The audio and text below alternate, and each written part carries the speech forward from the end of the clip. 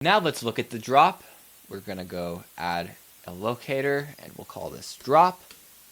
This drop, like a lot of dubstep songs, has sort of two parts to it. This part on 33 and then this one on 49. You might want to add a locator for drop part 1 and drop part 2, but seeing how they're not all too different, I just like to have one locator for drop. I just like to have one locator for the drop in general.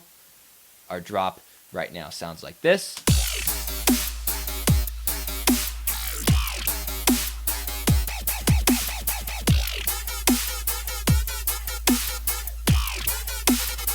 Now, I'm not going to go too crazy in depth about explaining what all the basses do, as there's several of them here, and this isn't really a how to make a dubstep song or how to make a dubstep bass video. It's more about constructing the song and then mixing it down.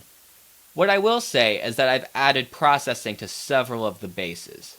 You can see on this one, there's actually no processing. This one was actually resampled. I made the bass in an earlier Ableton instance. I think I actually took this from an earlier song I made and then pitched it up. And this is something that I recommend very heavily when you're making songs, is to take your basses and bounce them down, as very complex sound design can really eat up your CPU and make your computer run slow when you're trying to work.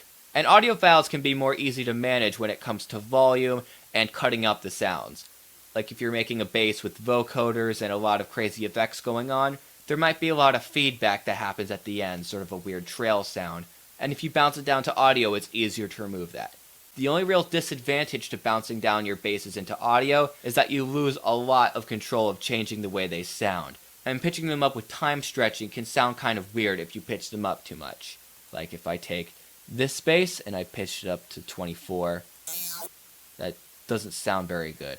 Although you can actually get some very interesting effects from time stretching if you experiment with it, but I'll put it back at +4 semitones. Let's look at a couple other sounds. We've got this one, has some OTT and some reverb. Just adding some more dimension to the sound. In a lot of my release songs, the processing tends to get a little bit more heavy than this, but for a song that's simple like this, it's not really that necessary. We got just OTT on this bass, no reverb. Kind of similar to the 2-vein bass that we made in an earlier video. We've got a growl. This has a vocoder on it and some OTT and reverb. The vocoder is kind of adding that valley sound, which is really good. And then there's this growl, which I made in Serum. If you haven't noticed, basically all of these basses came from Serum. And then I bounced it down again to save on CPU space, and there was a little bit of feedback at the end. You can see that I removed that with a fade. And the last bass we're going to look at is kind of a filler sound. You can see I just called it filler. And this is a relatively basic sound, not much to it. Just very plain kind of growly sound. And you may have noticed that it's significantly more quiet than the other sounds. This is because during the drop, I actually have a section where it plays part of the melody that I have going on in the verses for a quick little break. And when you're doing that with your songs, when you take parts of the melody and put them into the drop, you want to add little parts of bass to them to keep the edge of the drop intact.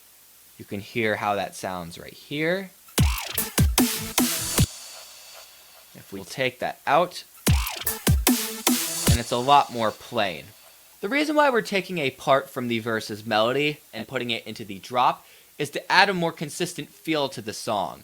When you're making music and you have elements of a song which just come and go at random and they never reoccur, the songs can feel like they're haphazardly constructed, almost like you're doing something on the fly.